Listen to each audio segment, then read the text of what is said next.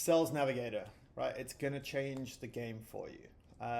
Building a high quality lead list using Sales Navigator, when it's done and in place, it's pretty powerful. So I'm going to walk you through how to use Sales Navigator to create a laser focused lead list of your ideal prospects. Now, we're talking about the people who are most likely to become your clients so that you can connect, you can engage, and you can grow your business with all the intention in the world. Um, Now, as you know, we touched on this in the onboarding, there is a cost to Sales Navigator. So what is the justification and why will it be a game changer for you?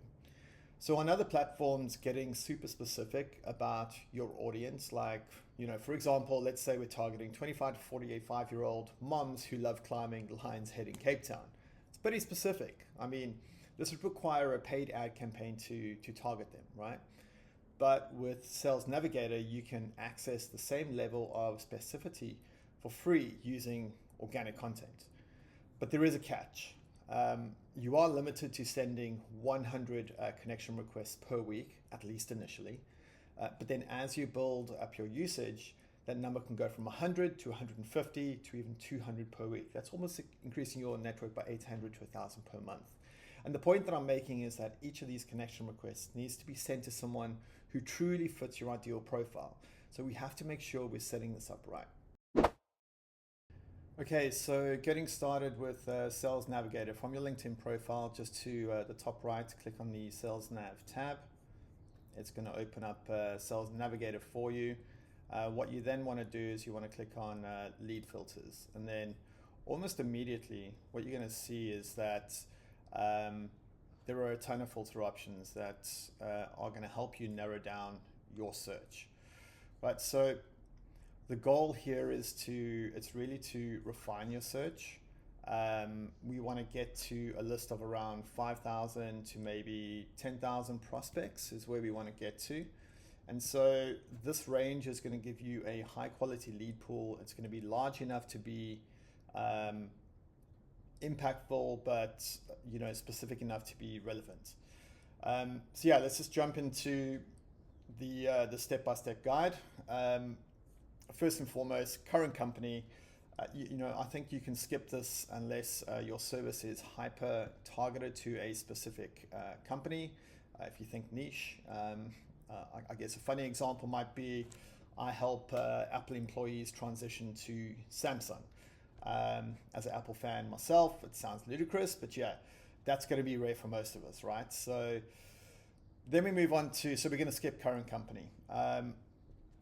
Then we're going to move on to company headcount. This is absolutely critical, right? So if you're like me, you're helping, small to medium-sized businesses, some large businesses. So what I'm going to do is I'm going to select a couple of these fields over here, and it's going to expand my search. There we go. Let's go 1,000 to 5,000 as well. Great. Right, now we can see that it's expanded my search quite extensively. And so what you want to do is you want to adjust this based on whether your services are more suited to startups or more established businesses. Company type. So past company, we can leave that for now. That is far too narrow a search. When you're starting out, you want to be a little bit more broad. So company type, use this to filter and to target privately held or self-owned companies. This ensures you're reaching out to decision makers who set up their profiles intentionally. So we're going to go privately held, we're going to go self-employed, and we're going to go self-owned, right? Super. Company headquarters, location, again, I think you can move on from that. The next focus is the role section over here. So we are going to focus first and foremost on the job title. So skipping over functions, again, I think it's irrelevant at this stage. So if you're targeting founders, as I'm doing here, you don't just add founder, right? Think about all the titles founders might use. They might use Chief Executive Officer. They might use co-founder. They might use Managing Director. They might use owner. Okay, great. So I guess the advice here is be selective and focus on being strategic. The seniority level, I think for the moment here we can skip this. Yeah, avoid this filter unless it perfectly aligns with your specific strategy, right? Remember, a director at a 10-person company is very different from a director at a 1,000-person company. Yeah, so moving past that, seniority level, past job title, years in current company, again, I think we can skip that. Well, we're not going to skip that.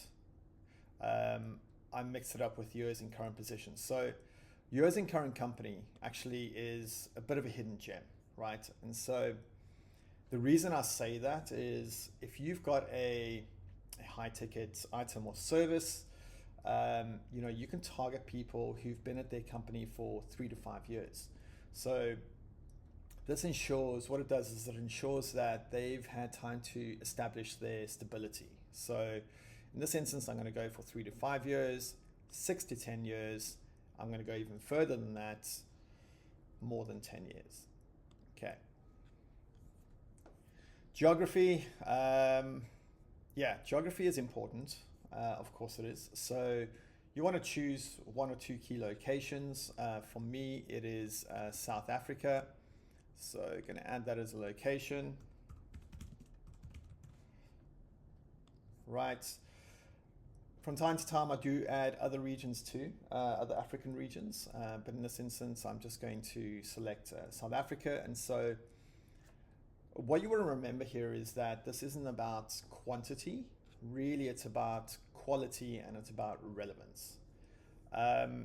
So in terms of industry, for me, I like to keep it quite broad, but you can refine your audience by adding industries that align with your, I guess, with your target clients. So here you can be specific. So if you work or you're targeting marketing firms, you're going to be selecting marketing services. Or if you are in the recruitment space, you're going to be selecting obviously recruitment related industry. So that's what you want to use industry for. So it certainly does have its strength in terms of specificity.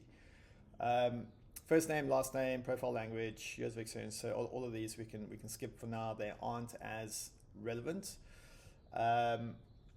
We're then going to move on to connection degree.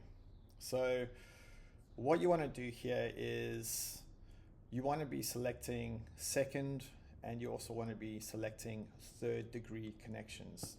And this is going to help you reach new people. The reason you're not choosing first degree connections is because it's going to, you want to prevent yourself from targeting individuals that already exist in your network. Then moving on to, active LinkedIn users. Yeah, so connections of, if you want to target, maybe it is somebody in your niche that is a competitor, so you want to target their connections. That's what you would use this for. If there's any shared experience, whatever the case is, I think it's practical in that sense. All right, again, it's about specificity in terms of how you can narrow it down. Depending on who you need to target, if it's movers and shakers in terms of roles, you can select that too. Another one that I like to select is active users, and I use this a lot. So active users on LinkedIn. So you can see currently it's sitting at this number over here, and when I switch it on, it reduces the number greatly. So for me, engagement is essential to my strategy. It might be essential to your strategy too. And so I use the posted on LinkedIn filter because these are users who have been active on the LinkedIn platform for the last 30 days, right? So we know that they're on the platform, we know that they're engaging, and we know that they're there. So it narrows down your list, but it ensures you're reaching active users. If they're active, there is a higher percentage, that they'll be on the platform, they're going to see the awesome content that you are creating. There are a couple of other sections over here in terms of persona, account list, leads list, people in CRM. Those for the moment you can skip past those. I think a little bit irrelevant for this stage. So now that we've built out our leads list, we can see I've narrowed mine down here, which is fantastic. And I'm happy with the number, right? And so I feel there's relevant prospects in there. And so this is the target audience that I want to go after. And so now we're going to save the search. So we just hit this little tab over here. All right, super. Then we are just going to go and we are going to go to home. We want to click on the saved searches tab. It's going to pop up this over here. And now what we want to do is we want to name the search. We want to name it something memorable, right? So I'm going to name mine Founder Leads Essay October. So I'm going to save that. Awesome. So what you can do is over time you can create more lists. You know, having clear names will obviously, it's going to help you stay organized in terms of your practical approach to your targeted outreach. And then what we can do now is, because we've got this list in place, if we go to leads over here, we can see the leads list that I've created. Nope, sorry, I mean save searches. So this is the leads list over here. And from here, what we can do is we can start sending out connection requests and engaging with these prospects as an ICP, my ICP, or in your instance, your ICP. So now remember, this isn't about blasting out generic invites. It's about starting meaningful conversations with people who align with your specific vision. And really, that's it. So see how you get on in relation to building out your leads list. From here on, we are going to look at how to create some very basic automation so we can start automatically adding these prospects to your network. So yeah, that's it.